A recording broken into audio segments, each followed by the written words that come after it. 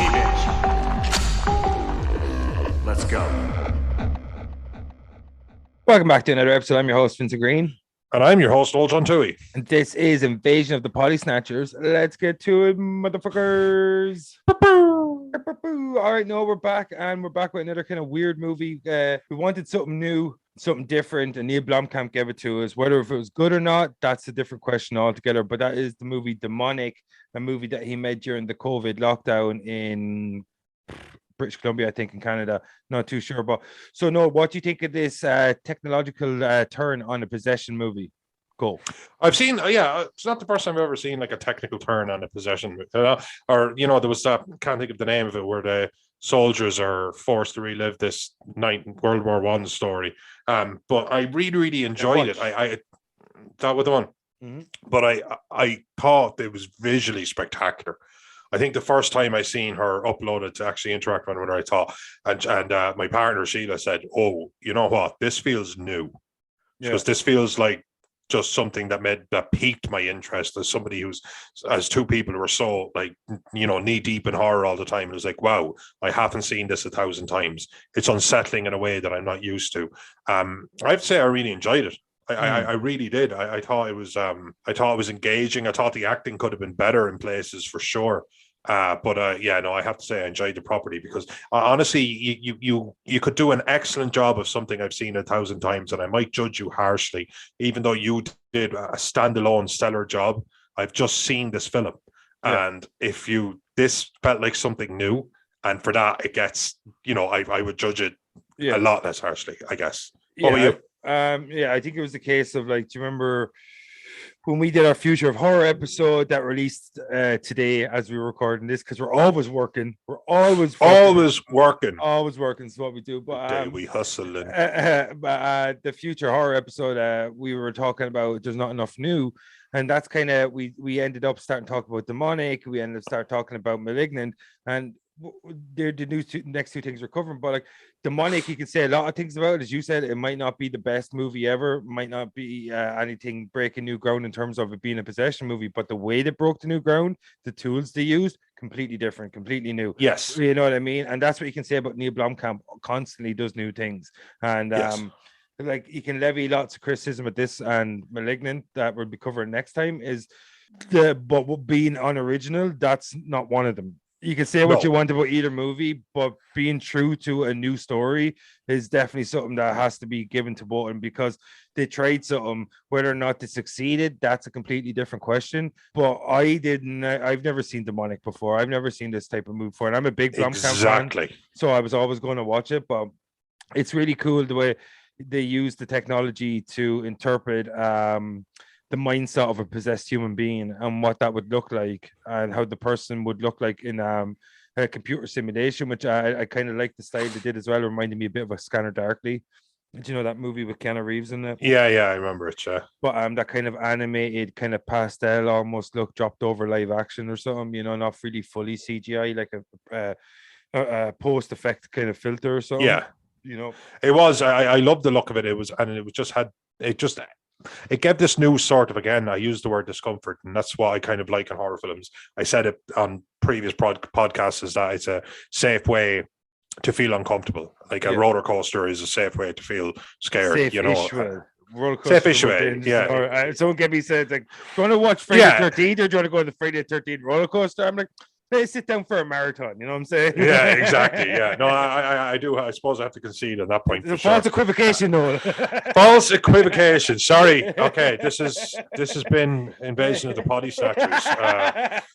This has been false equivocation of the Potty Snatchers. It'll just be uploaded to Spotify with links directly to my apology. It'd be like a link to like an article done by you. Like, I regret all the decisions I made, the wordage I used, the verbiage that I instead. But when I was watching it, I just remember thinking I'm so visually intrigued by it. And also an observation I made that I don't know if it holds up true for everyone. I think we've come along so far in the last, like, let's just say, as a man who's approaching middle age, I've seen so much in the last 20 years that previous generations didn't see in 100, 200, 1,000. And she was just like, okay, your mother is in a coma. Well, it's more like she's trapped in her own body and that she can't, but we have this machine and it'll be kind of like being in her mind and blah, blah, blah. And your mom's like, okay. I'm like, really? Okay. Because that's kind of where we are now. We're just like seeing shit and accepting it. It's just like, no, we just like, I know a digital world of our own mind's creation that we can drop you in and you'll be able to speak to her using your mind. So essentially telepathy. And she was like, all right, cool. I'll just pose for this camera thing, put my hands out like a T and okay, we're good. That's it. That's the only prep you need to deep dive into a comatose patient's head. Yeah. But I was watching it and I have to say, I just felt pulled in by it. I've so much time for a film I haven't seen because we are such big fans of the most formulaic genre that exists. And this, again, like you just said it with Neil Blomkamp, he's not trying to make anyone else's movie. Yeah. And this is something you've said. You've said this to Rob Zombie's credit and to and absolutely shit on him. He's not trying to make like it's a Rob Zombie movie undeniably. They're just shit.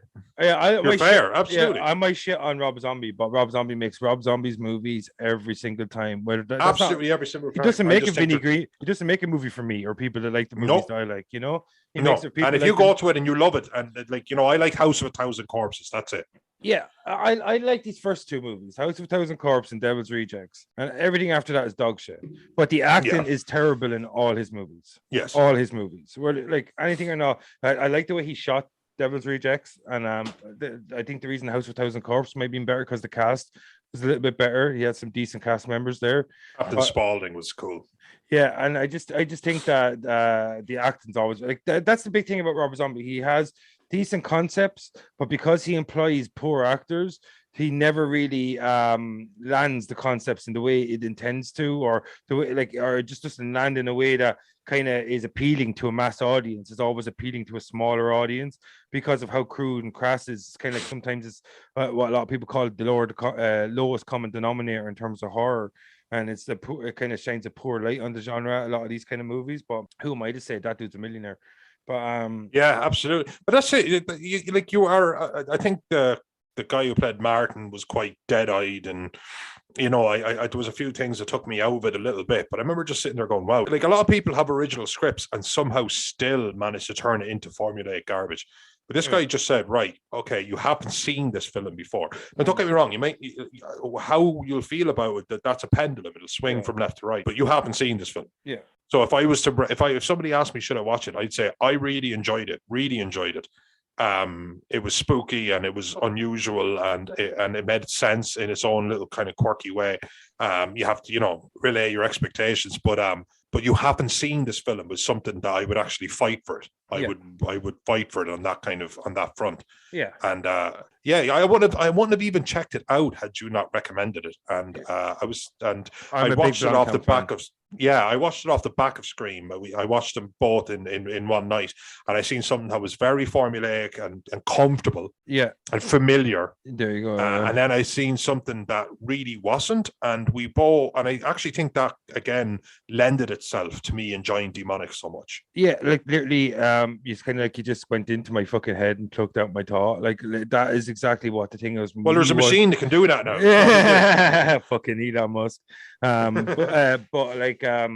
Scream. I think when we did our last recording, like I couldn't even pick my energy up when we were talking about Scream because I've fucking seen it done before and I've seen it done better. Like, give me something new. And that's like that's when I was watching Demonic, and I'm not going to lie, I give it about 70% of my attention sometimes, like, where you're picking up the phone and you're posting shit and whatever.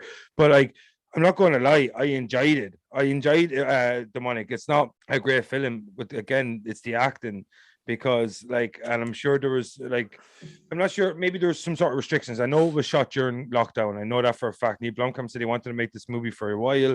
He thought it was the perfect opportunity, small cast, small budget, and kind of an insular type story. But I just think that the acting needed to be stronger in this film to carry over such an interesting premise. Because he was asking really big questions, but he was kind of putting those big questions on the backs of people that couldn't really carry the burden of trying to answer them. Kind of way. It's like, do you know when you watch fair. Do you know when you watch Ex Machina? These massive questions that are asked in that, but you put it on an Oscar Isaacs, you put it on Alicia Vikander, you put it on a Donald Gleason. three fucking high class actors, and there's no offense to the cast of Demonic. It's just that you got a lot of big kind of, what's the word I'm looking for? Kind of like profound questions to be asked there. What's it like to go inside someone's mind that is being possessed by a demon, and like how would they change? What would they perceive? How do they perceive reality? How would they interact with the world around them? Like, you know what I mean, in terms of their mind. And like all those questions are huge, but I just think that like the cast, I don't know, the cast itself just didn't really kind of hit with me in the same way the premise did. The premise really hit with me, but the cast really didn't. Like I just thought there wasn't enough. I know maybe there wasn't enough. What's the word I'm looking for? Kind of like maybe intensity or something. Some of these scenes were like where you go inside your mother's head and shit like that. You could really play with that, and the visuals were cool. But I think they could have amped up the visuals a bit more, made them a bit more trippy, hallucinogenic. Could that have been a budget thing, or Yeah, maybe, yeah, because like No, I don't know. Like, I'm not no, jumping the gun here. no, that's what I'm saying. Like, I think it's 100% fair question. It could be a budget thing, but like if anyone can do it with a small budget, it's Blomkamp. Like, Yeah, absolutely. District 9 stands an 9. absolute testament to that. Yeah, exactly. Awesome movie. If you haven't checked it out, I couldn't recommend that movie enough, but it's not what we're here to talk about. Did you feel the same? Like the premise was better than the cast? Oh, God, Vinny, that's I kind of feel embarrassed by the question. It's so obvious. Yeah, kind of. Because the Martin guy was like, he was kind of okay. He was like, oh, they've been asking about you, but I didn't tell them anything. And that was fine. He was like the friend that she met up with, after not being around for a long time. But then he was like a main character. And I was like, oh, well, that's a different kettle of fish. Because I don't need Meryl Streep to say, need some coffee, hon? Yeah, like, no, and that I don't need her to be her at all. It doesn't take me into it or out of it. There's no exceptional way to ask me if I need more coffee, hon. But I was like, you're a main character, and Sheila just went, because she's not mean. She said, he wouldn't be the best actor. Just budget general loves him. Yeah, and that's the thing. Sometimes it just, and that's all it takes to take you out of it. Is there's somebody who's like. Especially such a pivotal role. But that's the thing as well. And we meet people who are a little bit quiet, a little bit awkward in the body, a little bit. I can be that person on occasion, but but not. So you can lend your head to that and say, oh, it's like that. But no, it wasn't. It's wood. It's saying words that you've rehearsed, as opposed to saying words that you're coming up with. Yeah, you have to deliver a line of dialogue. That's not something that and that's not something that anyone does. Not in a conversation. There is something about the red word, like a prepared word that you came here to say versus words that you're coming up with as you're speaking. And I felt like this dude was stood in front of a mirror and went, "Oh no, stop! If you're going in, I am going in with you." It's like, Martin. He's like, and he's just like walks away. He's like, nailed it, and he just like just shoots into the fucking mirror with his finger gun. It's just like Martin doesn't do 2 takes, and that's a wrap. And he just walks off set. We've got 11 more scenes to shoot today. That's a wrap. You remember Calculon in Futurama? Yeah, exactly. You're all probably wondering why I tricked you into hand gliding here. I love it. I love the unnecessary drama. So that, but it didn't. It speaks to its source material because it didn't take me out of it enough for me to not enjoy this film immensely. Again, let's just jump into the demon. Yeah, the demon that it existing in the digital space, and it being a whole religious crew that were actually of terrible. Yeah. By the way, do you remember the Jewish episode of South Park? And there was one line in it where it was the Passion of the Jew. Yeah, it's going to get us cancelled. But there was a line in it where like stereotyping Jews is terrible.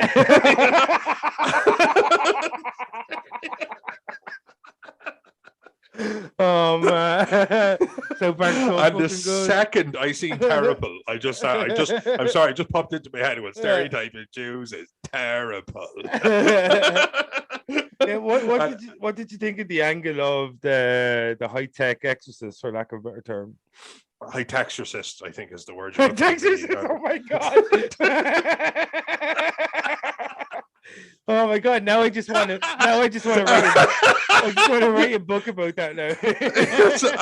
I feel like everything we say from here on is redundant. That's it. You know, when you just like that's the moment we peaked, and now we have to just fill time, and it's embarrassing. Now I want to write a story about a cowboy exorcist from Texas and call it the Texorcist. Now, can you just open up a whole cowboy hacker exorcist? Oh my god, it's too much. It's too much. It's too much good. It's too much. Patent pending. Patent pending. Hold recordings.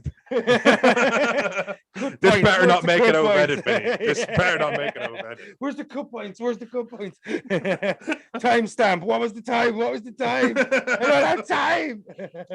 But I've laughed so much I forgot my train of thought. So what do you think of the hi-techorcists? The hi-tech. Well, actually, yeah, no, I the whole thing. People say like people can have problems with aspects like this. You take something that's formulaically inside of this world or this coven, and then you put it into here. And I was like, well, no, you're talking about something that, and I'm not a religious person, but you're talking about something that exists outside of nature or the laws of physics or science, what the as we Catholic know. Church does. Yeah, I know. Yeah. So why not? Like, why not? Why not? If it's something, if you're inside our head, then why is it not in there too? You're right. Like, why do they rape children, Noel? Yeah, absolutely. Seriously, guys, you're not going to believe this, but this is a whole thing that the Catholic Church has been accused of. You've heard it here first on Invasion of the Body Snatchers. Groundbreaking news coming into your podcasting needs. But yeah. So what do you make of this angle of? Because we've seen it like dozens of times, the possessions, the exorcisms, the exorcist. But what do you make of this new angle? What do you make of these hi-techorcists? I bought it. I liked it. I with the mother. I love where she goes in, and it's like her childhood home. And I love the fact that it wasn't perfect. She was like sort of, and because they said to her, yeah, that's how she remembers it. And I love that because I hate when like Freddy Krueger's and stuff like that, they go into the memory and it's absolute perfection. That's not her memory. We don't remember what color. Anyone who moved out of a childhood home under the age of 10, I'd ask you, what color were the curtains? You don't know. Or if you do know, what room though? Yeah, you know what I mean? Like, so that imperfection, and she's moving through it. And I was kind of just buying it. And then she was like, I just wanted to tell you that I always hated you, because her mother had gone crazy and had burnt and killed people. And she goes, I know. And now you need to leave. Yeah. And I was like, oh, the mother, that was the instantly, like, there's so, like, instantly that's what I love with a good film. This is a good film because that told me so much. Yeah. As in, like, fine, but she was trying to protect you for whatever else she's done. Get the fuck out of here right now. Yeah. And I love that. And wasn't the mother younger too in her memory, because that was the age she was, that's where trapped. That's the age she was when she getting trapped. She was at least 20 years younger. Yeah.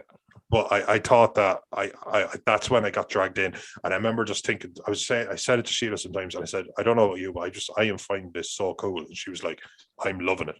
It was just suddenly so immersive. And it was suddenly such a kind of new ground. Again, not when I say new, she's like, I love it. She snorts another Viking off the back of your neck, and she's like, keep my neck! Woo! Oh, yeah. The joke being me sharing my Viking. Is that 6 more you're drinking, man? Imagine that the bike and just like woo, and you're just like your voice just like slowly slurs throughout the entire episode. Just like the man, and it was a good movie, and Texas is, and just that's why I don't think it's a real Scream. Yeah, it just doesn't feel like Scream to me, man. What? It doesn't feel like a Scream movie. That was the last podcast. Right.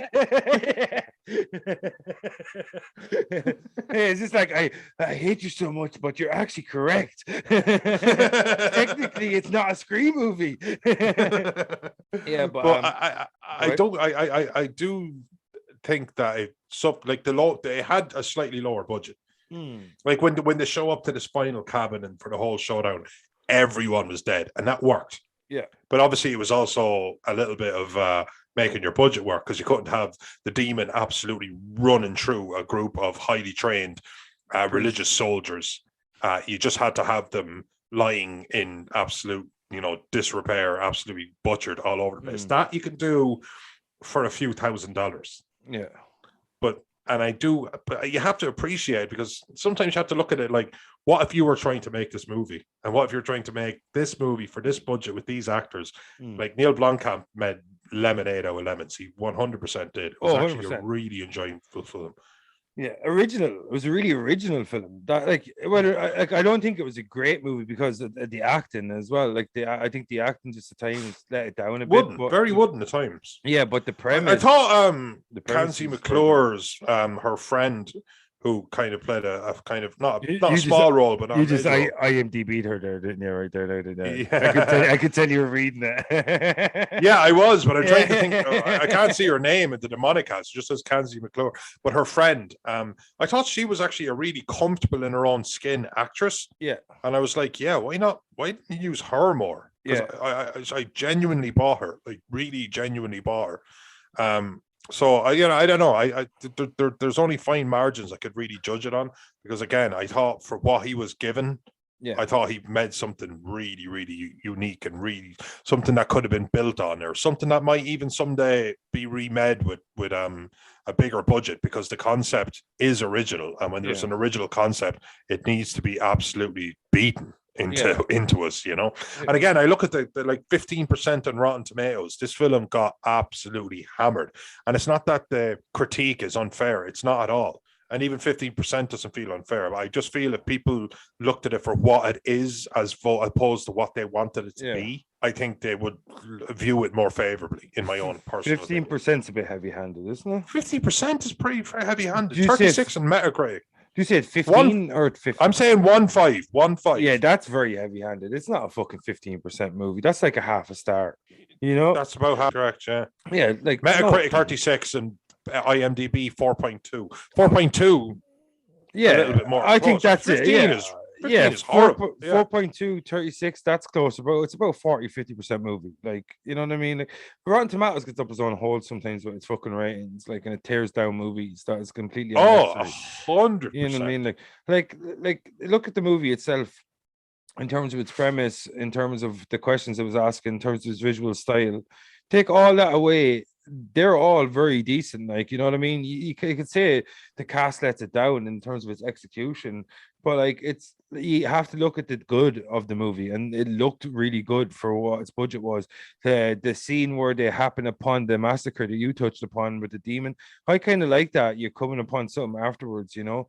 And then you can build up the imagination, what it's like in your own head, and sometimes you can create scarier things because you know how to press on your own buttons. And I like that, and I like the design of the demon, the manifestation of it. It kind of looked like the raven skull head. Yeah, they reminded me of the old school plague doctors. Do you know back same as because that's what they had for flowers. Yeah, turns out it was just for flowers. Yeah, they used to put petals in the beak to try drown out the smell of the rotten bodies and the decay of the bubonic plague, I think. And it's funny, isn't it? Because it's such an innocent thing behind such a scary outward premise. Yeah. But yeah, no, I loved all that. I really, really did. Yeah. I thought, I think if you put something under a microscope, and I don't think people should have to do that. Yeah. I don't think if just somebody just sits down and throws on a film that they should go, but we should consider now the budget, and now we should consider what year it was made, and now we should consider, if the film was like, wow, that was kind of cheap and shitty, and you didn't like it, that's absolutely fine. Did you enjoy it or not? I was watching, exactly. But when I was watching it not that having a podcast gives me this like petri dish approach, but at the same time, I've taken one or two aspects into consiration. Yeah, if I'm going to speak about it on the record, you need to figure out stuff you're going to talk about when you're watching. Yeah, exactly. And I just thought, wow, this dude made something really original when he didn't have all the perfect pieces to work with. Yeah, and I thought, Jesus, I like this movie. 15%, like I said, that's brutal. That is completely like that. That's ridiculously heavy-handed. Like in a movie that tries hard, even though like it doesn't fucking succeed at times, but it tries, and it tries new ideas in new ways, or sorry, maybe old ideas in new ways might be a better way of phrasing it, because everyone has seen the possession horror before the Exorcist, but we've never seen a hi-techorcist before, patent pending. Patent pending. Don't touch that, people. We will come for you. Yeah, and come on you as well, because I'm ferocious. But whatever, it's who I am. I'm an excretors, and I think that's what Criminal Minds calls me. Whatever. There may be several profilers breaking down my genetic sequencing right now somewhere in an FBI, whatever, in a laboratory somewhere to make sure you never happen again. Yeah, well, yeah, that too. But whatever, the cloning process may be good in China. Whatever. I know some people, they're shady and they're into cloning. That's all I'm going to say. I may have said too much, and none of this is going to make it there. Yeah. But no, I think Demonic was good in parts, and it was original. And something we talked about lately was that we don't have enough new, and he definitely can't levy that criticism at it. He can't say it wasn't new. And I love when people take old tropes and try and reimagine them. I know that's such a dirty word after, as I said, one of the episodes, Tim Burton butchered the Planet of the Apes, but sometimes reimagining is good of a trope, as long as you don't try going to a franchise and reimagine it, because sometimes that just looks so fucking stupid. But if you get a trope, a classic trope like a possession movie, and you go, okay, instead of going at it from a spiritual aspect or supernatural kind of point of view, we're going to take an advanced technological look at this, and we're going to see how that would manifest its way into the world. What way would you do it? So you look at Neuralink, and if you get into the person's brain and they're possessed by a demon, what way is their consciousness, and what way would that be conveyed on screen? And I think that's all interesting stuff. Like, so if people think it's a 15% movie, I just think they've got do you think it asked fairly big questions, but it just didn't quite have everything he needed to land it? But he did do his absolutely, because we both agree he did his damnedest. Yeah, of course. It's just so hard to answer those kind of questions, though, really, isn't it? Like, yeah, even with the budget. Yeah, I just think sometimes you're better off not asking questions that you don't have the answer to. And I think have ambition, make a film and have ambition, and that's Liam Blomkamp. Yeah, but don't start asking questions that you can't answer. Like, there's no point. Like, it's great saying theory this and theory that, but theory is only good unless you have to put it into practical application. And when it comes to a movie, you start asking questions of your characters, your narrative, and your story. You better fucking have the answers. And if you don't have the answers, your movie suffers. And I think that's the clearest case with Demonic. He asked a lot of big questions that he didn't have the answers for. When the time came to answer them, he didn't know exactly how to answer them, and it just kind of left the movie floundering a little bit at the end. And in the dramatic sequence when the main protagonist kills herself, spoiler alert, is that it doesn't really hit home. And the major strengths of the movie is that it's a new take on an old trope.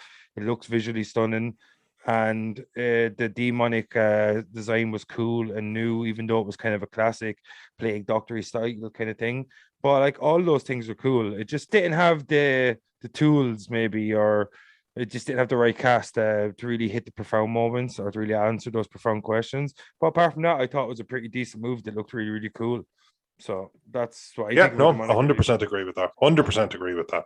I mean, if it's should I check it out? I would probably say, like, I would say to somebody 100% check this movie out, and I would have a caveat. Yeah. That the movie exists on a kind of a budget, that it was ambitious. Yeah, it's kind of like, and I think if somebody went in forewarned and forearmed with that information, that they'd enjoy it a lot more.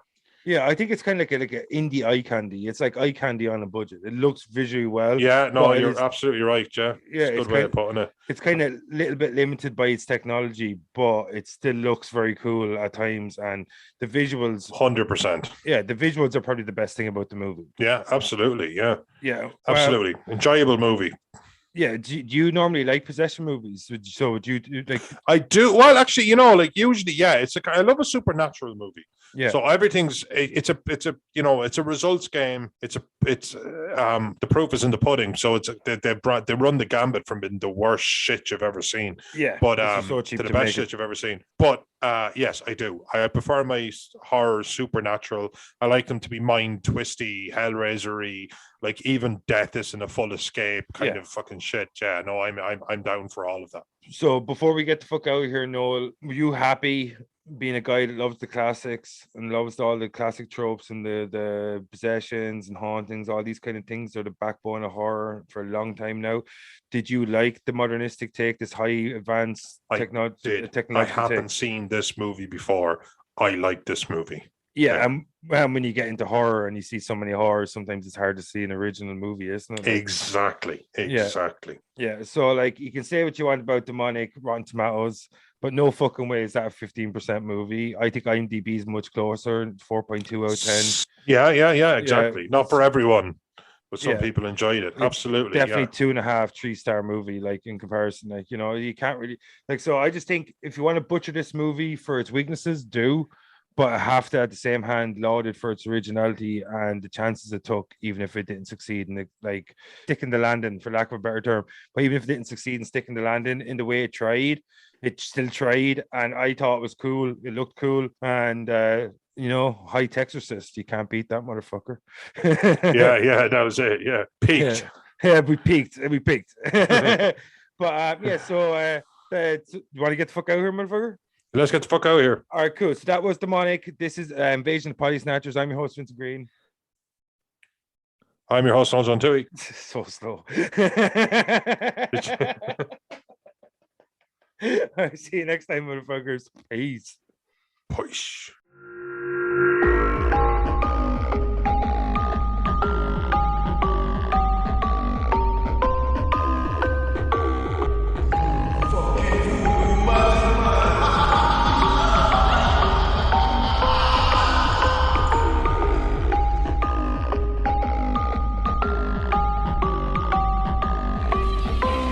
Put some carrots